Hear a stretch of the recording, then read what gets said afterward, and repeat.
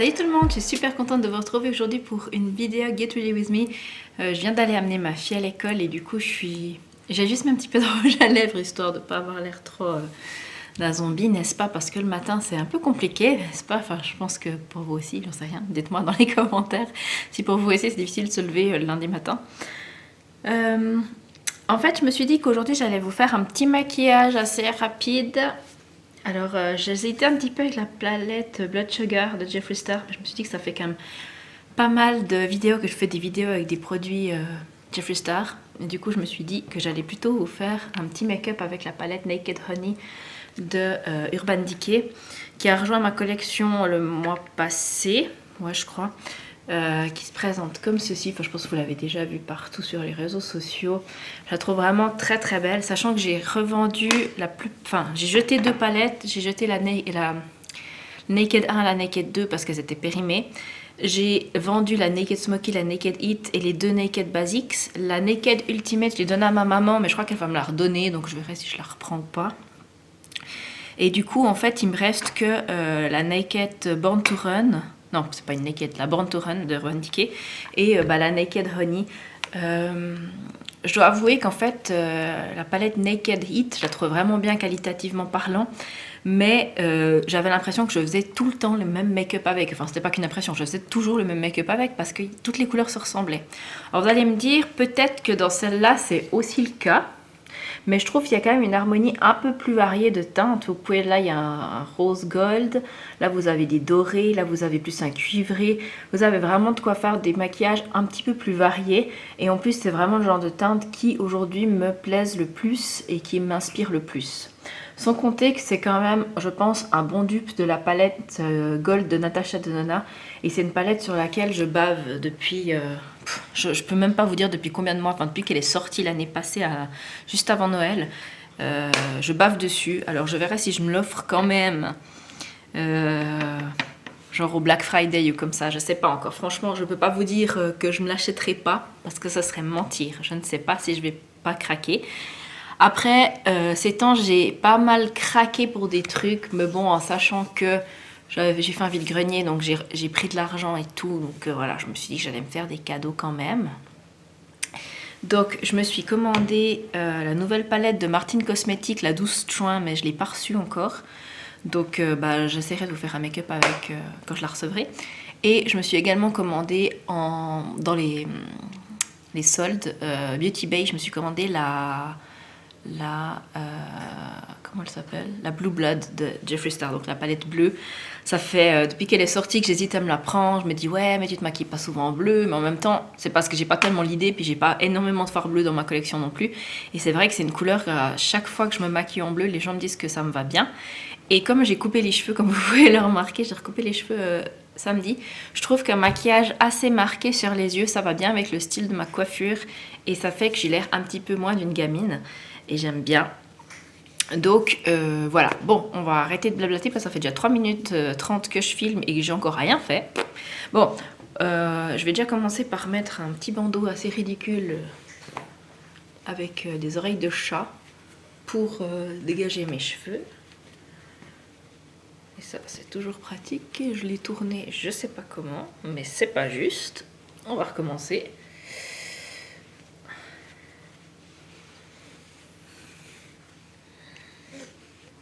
Ah, c'est toute une expertise, hein. Voilà, comme ça me tient bien les cheveux en arrière et je peux travailler tranquillement mon teint et le reste. Bon, j'ai oublié mon miroir, mais on va faire sans, tant pis.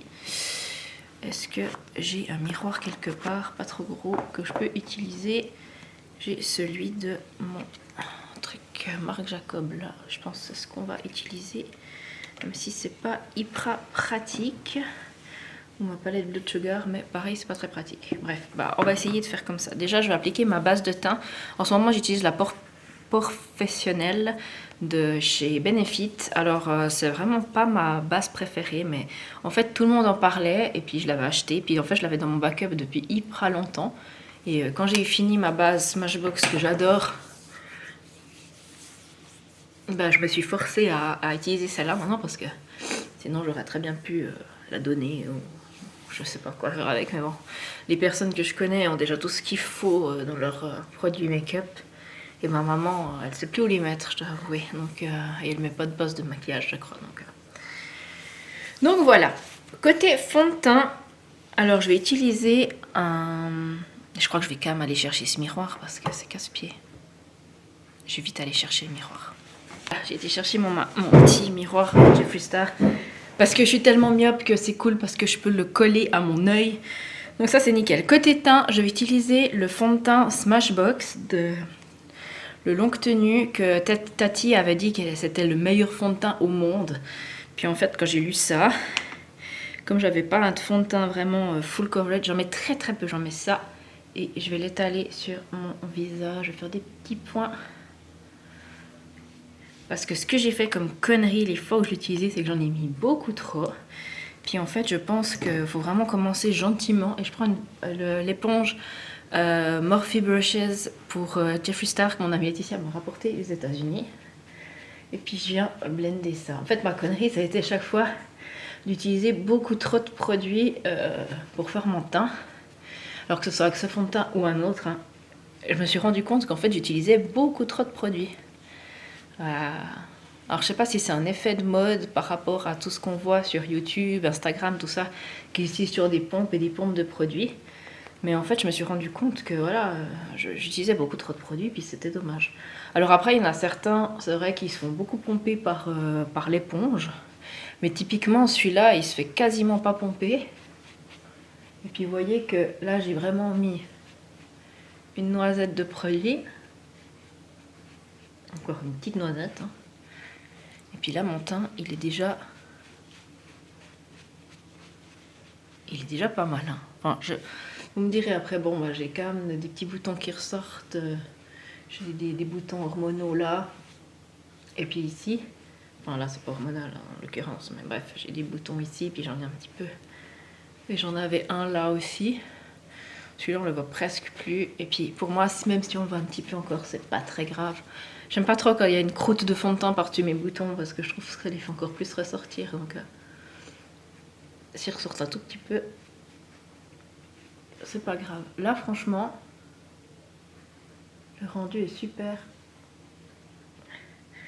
naturel. Parce qu'en fait, la première fois que je l'ai utilisé, j'en ai mis beaucoup trop. Et il est tellement full coverage qu'il faut vraiment en mettre tout petit peu. Ensuite, en anti-cerne, j'ai utilisé un anti-cerne que mon amie Laetitia m'a offert. C'est le Huxley Secret of Sahara Relaxing Concealer Stay Sun Safe avec un SPF de 30 PA++. Donc ça c'est cool parce que j'aime bien quand il y a du SPF dans les anti-cernes. Alors, ça fait comme un stylo, puis il sent bon, ça sent l'herbe coupée comme tous les produits Huxley. J'aime pas trop l'applicateur, mais... Oh merde. Mais le produit en lui-même est bien. Est-ce que c'est tombé sur ma palette? Oui, ça va. Je préfère sur la palette que sur ma table en bois, voyez-vous. il est tout frais, il est vraiment agréable. Voilà. On va pas en mettre trop non plus. Je vais en mettre un tout petit peu où j'ai mon bouton. Et voilà. Bêtise réparée. Je vais prendre le petit blender qui était avec le set là, Jeffree Star. Elle m'a vraiment fait une super surprise, Laetitia, en me rapportant ce set. Vraiment super contente. En plus de ça, avec ça, elle m'a rapporté la palette Mini Star de Natasha Denona. Letty, si tu regardes cette vidéo, t'es folle, mais je t'adore. Et bah dites-moi si ça vous intéresse que j'utilise la palette Natasha Denona en vidéo, en fait. Je pense que la prochaine fois, j'utiliserai celle-là. Mais comme je sais que Natasha Denona, c'est quand même moins facile à trouver qu'Urban Decay, je me suis dit que j'allais d'abord faire une vidéo sur Urban Decay parce que c'est quand même plus facile à trouver et c'est aussi moins onéreux. Donc voilà. Je crois que je vais juste fixer mon anti-cerne, mais je vais pas fixer mon fond de teint parce que comme c'est un full coverage, j'ai peur que ça fasse un peu comme ça puis que ça m'assèche vraiment trop la peau. Donc je vais prendre mon pinceau Zoeva. C'est le 114 Luxe Face Focus. C'est toujours celui que j'utilise pour poudrer mon contour de l'œil. J'utilise la poudre Marc Jacob. C'est la Dream Filter Instamark. Et je prends la teinte claire, bien évidemment. Et je viens l'appliquer délicatement sous mes yeux. Et un petit peu aussi là sur mon nez. Pour... En fait, comme j'ai des lunettes, j'aime bien quand c'est un peu... Comment? Bah, quand c'est un petit peu... matifié sur mon nez, parce que sinon des fois j'ai l'impression que ça fait bouger mon fond de teint, mes lunettes. Voilà, une fois que j'ai fait ça, on va pouvoir s'attaquer aux yeux. Et où est-ce que j'ai mis ma base de maquillage? J'ai un de ces chenilles. Où est-elle? Alors, je ne trouve pas ma base de maquillage, c'est magique. Je vais déjà voir comment ça fait ma tête comme ça. Ah ouais, c'est déjà vachement mieux. Où est cette base? Dites-moi pas que je l'ai oubliée à la salle de bain. Ah non, mais elle était devant moi. Non, je vois vraiment rien du tout sans mes lunettes. C'est un truc de fou quand même. Donc, pour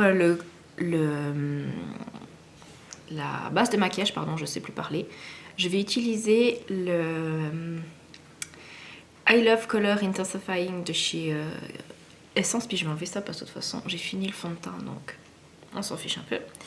Puis ça commence à partir. Alors, je vais prendre ma base et puis je vais m'en appliquer juste de tout petits points sur chaque paupière. Et je vais venir estomper au doigt.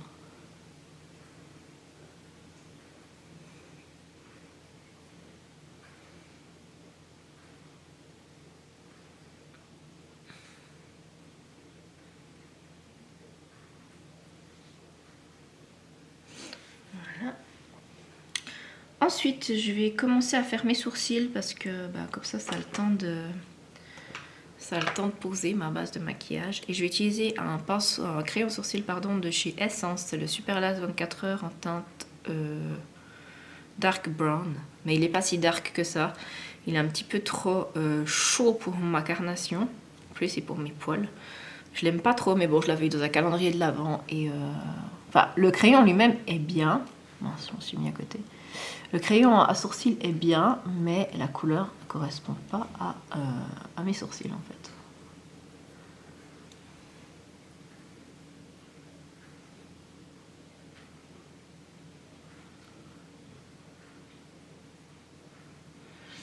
Donc là, il n'y a rien d'intéressant. Je donne juste un tout petit coup de dent, histoire de les remplir un petit peu. Mais c'est pas non plus que j'ai les sourcils qui ont besoin de beaucoup de travail en fait. Surtout que je vois rien, donc je sais pas comment je vais faire pour vous voyez quelque chose.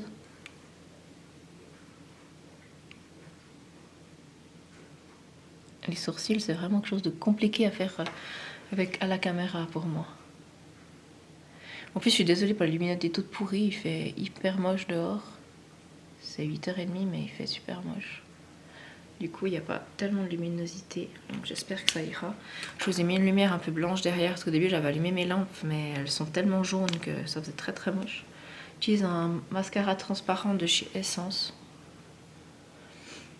Voilà. Rien de plus. Je vais fermer ma base.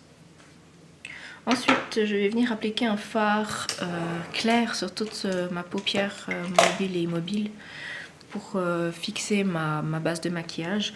Je vais pas utiliser la palette Naked Honey pour faire ça parce qu'il n'y a pas vraiment un fard mat clair. Du coup, je vais utiliser la teinte Glucose dans la palette Blood Sugar. Elle est très très blanche cette couleur, mais une fois estompée, ça fait très bien le job.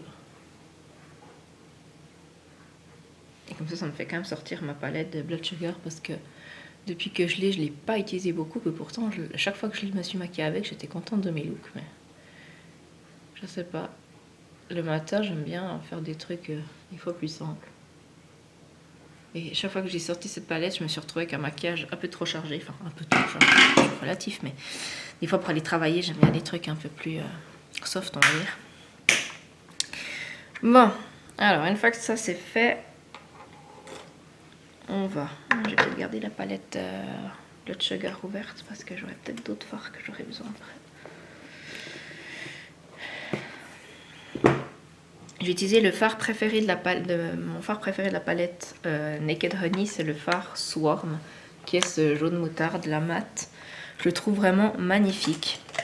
Alors, je vais prendre un pinceau comme ça, enfin c'est égal, un pinceau un peu fluffy. Là, c'est le Stiff Dome Brush de Makeup Geek.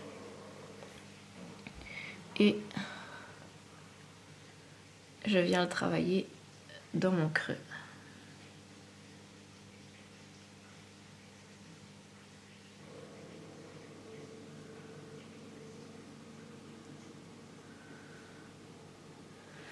Cette couleur est trop belle. Je prends mon miroir comme ça, ce sera mieux. Alors, je vais rien faire de fou, hein. Si vous voulez voir des maquillages vraiment super bien réalisés et artistiques, il faut aller voir Mario Caméléon, pas moi. Moi, je suis pas très douée, mais j'aime bien me maquiller, voilà. Après, je suis pas une experte non plus, mais c'est vrai que même si voilà, je suis sortie quand même, hein, j'ai vu des gens que je connaissais tout à l'heure quand j'ai amené ma fille à l'école, c'est vrai que je suis quand même pas tout à fait à l'aise de pas être maquillée devant les gens. Surtout qu'ils ont l'habitude de me voir maquillée. Et là, je l'étais pas, du coup, ça fait un peu bizarre, mais bon, j'arrive à vivre avec ça, quoi. Ensuite, je vais utiliser la couleur Keeper, qui est ce moutarde foncé, on va dire. Toujours le même pinceau. Parce que pourquoi salir 20 000 pinceaux quand on peut en utiliser qu'un. Et en fait, je viens le poser encore dans mon creux, mais juste un petit peu plus vers l'intérieur de l'œil pour donner vers un léger dégradé et donner plus de relief à mon regard.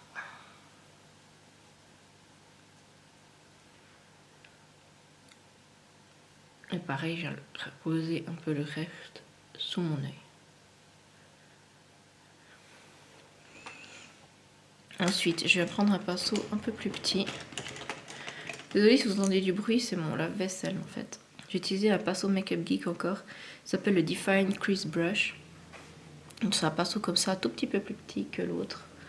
Et je vais prendre la couleur, je vais tout faire comme ça, parce que je vois pas les couleurs. Je vais prendre la couleur Drip, qui est ici.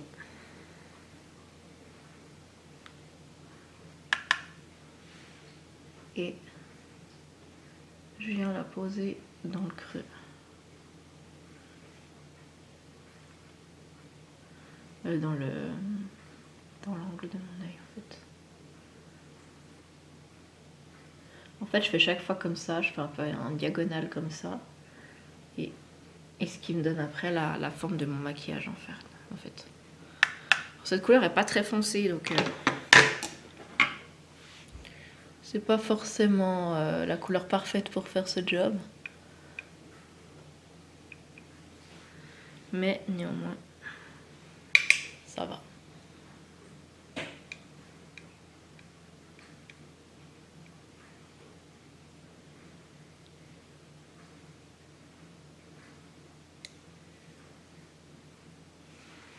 Voilà, une fois que j'ai fait ça, je vais juste appliquer un fard sur ma paupière mobile et puis je pense qu'on sera bon pour le maquillage. Alors, je vais utiliser un pinceau. Si j'arrive à le trouver dans mon océan de pinceaux, voilà. Encore un pinceau Makeup Geek, je suis pas sponsorisée, je vous assure, j'aimerais bien, mais je le suis pas. Makeup Geek, c'est un Foiled Eyeshadow Brush, c'est le meilleur pinceau pour les fards à paupières un petit peu métallisés. Et je vais appliquer le fard golden. Voilà, on va pas se casser la nénette. Regardez comment ça fait sur mon pinceau. C'est juste trop beau. Quand vous avez des bons outils comme ça, vous n'avez même pas besoin d'humidifier vos fards. Parce que là, le pinceau, il est vraiment tellement parfait pour faire ce boulot. Voilà. Puis bon, faut dire que les fards de cette palette sont vraiment hyper crémeux. Ils travaillent super bien. Et je sais pas si vous verrez, mais j'ai quasiment pas de chute.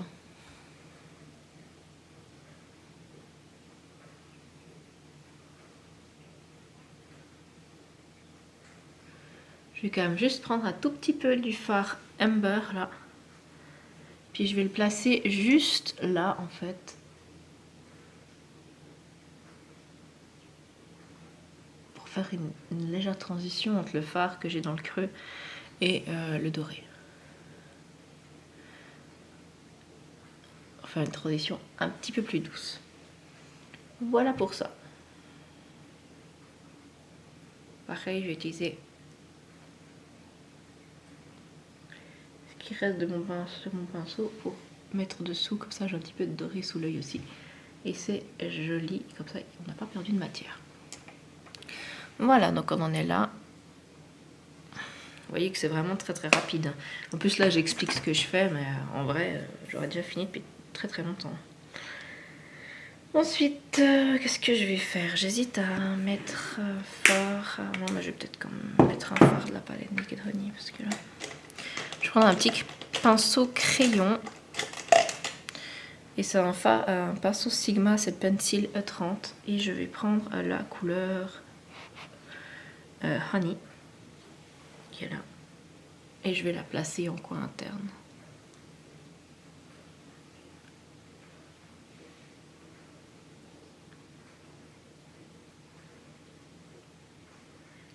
Voilà.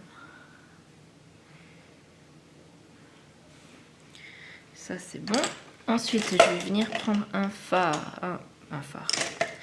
Rien à voir. Un pinceau, ce gros pinceau là que j'ai utilisé au début, Luxe All Over Shade. Et puis je vais venir prendre la palette, la couleur Flyby, ici, tout gentiment. Et je vais la placer sous mon sourcil.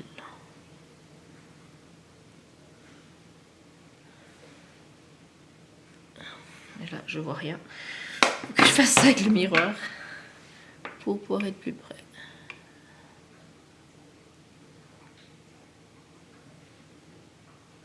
Voilà. Voilà. Alors, pour les yeux, c'est fini. Je dois juste mettre encore mon mascara. Alors, mon mascara, c'est le Volume Stylist 18h Curl and Hold de chez Essence.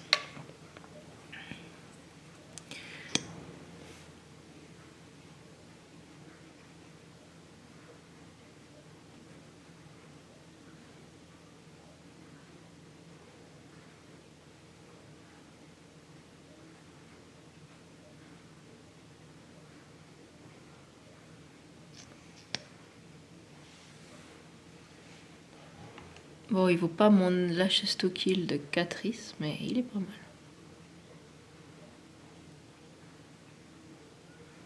Moi qui recherche toujours du volume et de la courbe,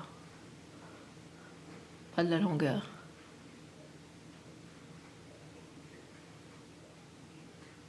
Je trouve qu'il fait plutôt bien le taf. Alors voilà, avec le mascara ce que ça donne. Et maintenant on va pouvoir finir le teint.